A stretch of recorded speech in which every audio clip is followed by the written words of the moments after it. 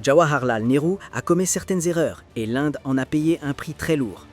En 1950, la Chine avait déjà occupé le Tibet et avait commencé à tourner son attention vers les frontières de l'Inde.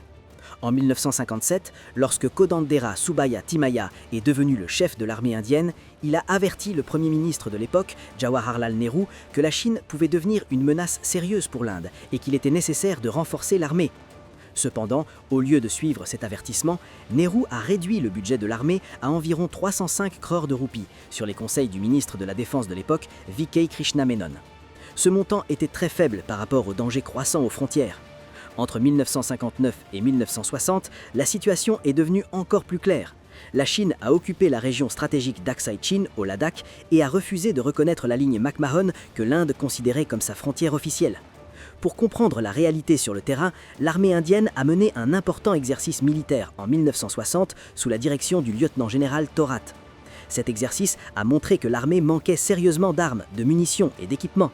Le général Timaya a demandé au ministre de la Défense, Krishna Menon, davantage de soldats et d'armes, mais sa demande a été rejetée. Face à la menace croissante aux frontières, il a rencontré directement le Premier ministre Nehru pour lui expliquer les faiblesses de l'armée. Lorsque le ministre de la Défense en a eu connaissance, il a forcé Timaya à démissionner. Profondément blessé, Timaya a démissionné de son poste le 31 août 1959. Plus tard, à la demande de Nehru, il a retiré sa démission dans l'intérêt de la nation. Mais la nouvelle de sa démission s'était déjà répandue dans les médias. Puis, le 20 octobre 1962, la Chine a attaqué l'Inde. Cette guerre est connue sous le nom de guerre sino-indienne. Les forces chinoises ont avancé dans le Ladakh, y compris à Rezangla et dans le secteur de Chushul, et ont également atteint Tawang.